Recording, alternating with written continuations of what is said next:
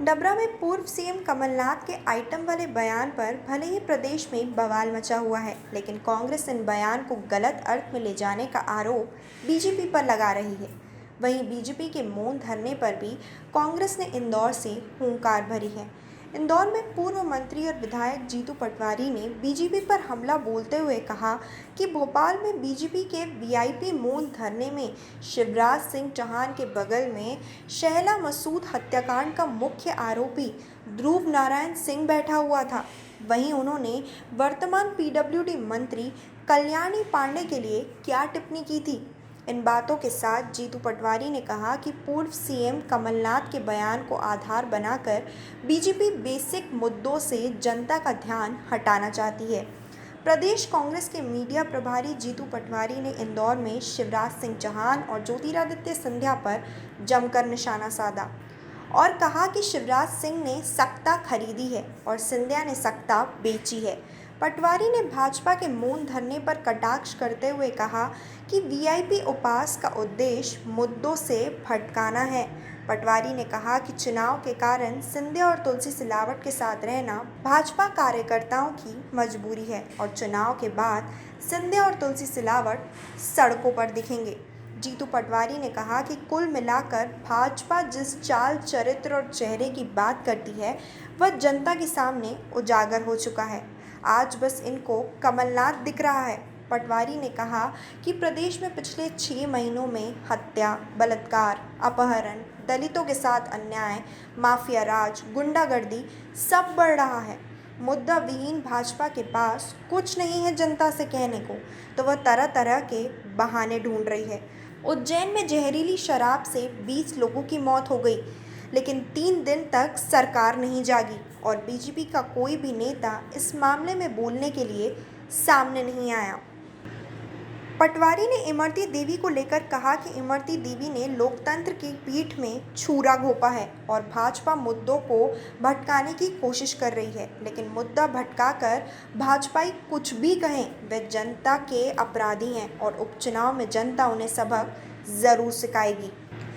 जीतू पटवारी पूरी press conference में कमलनाथ के बयान पर कोई सटीक जवाब नहीं दे पाए, लेकिन पटवारी के बोल से ये साफ हो गया है कि आने वाले समय में कांग्रेस कोई बड़ा ट्रम्प कार्ड उपचुनाव के लिहाज से खेल सकती है, क्योंकि बात सत्ता और सीट की है जिस पर हर दल काबिज होना चाहता है, फिर कदम कोई भी क्यों ना उठाना पड़े। पूर्व मंत्री पटवारी ने कहा, भारतीय जनता पार्टी का चरित्र ध्यान भटकाने का है। जनता पूछ रही है हमारा कर्ज माफ़ क्यों नहीं हो रहा है, बिजली बिल ज़्यादा क्यों आ रहा है, उसका जवाब बीजेपी दे। गद्दारी क्यों हुई, लोकतंत्र पर कलंक क्यों है, बीजेपी को इन सब मुद्दों पर जनता सबक सिखाएगी। पहले मैं गरीब हूँ, फिर ये पीते हैं, ये ले जाते हैं, ये पहनते हैं। कमलनाथ जी तो इस तरीके से मिलते नहीं है। सब हमारे सवाल, हमसे सवाल इस तरीके के पूछे जाते हैं, पर आप तो बताओ आपने लोकतंत्र की हत्या क्यों की? आप तो बताओ आपने तार तार क्यों किया? मध्य प्रदेश के माथे को कलंकित क्यों किया? आप शिवराज सिंह चौहान और ज्योतिरादित्य सिंधिया ये बताओ कि मध्य प्रदेश में एक व्यक्ति, एक मंत्री आपने बना के आज रखा है। उसने 15-20 साल पहले, आप लोगों को याद हो, जो नए पत्रकार हैं उनको है नहीं है, पर पुराने लोगों को 100% याद होगा कि कल्याणी पांडे के लिए क्या टिप्पणी की थी पीडब्ल्यूडी मिनिस्टर जो आज का है उसने। आप ये बताओ, मैंने जैसा पूछा, कोई उत्तर हो तो दे दे। ध्रुव नारायण सिंह को बगल में बैठ के महिलाओं के अधिकारों की बात आप कर कैसे सकते?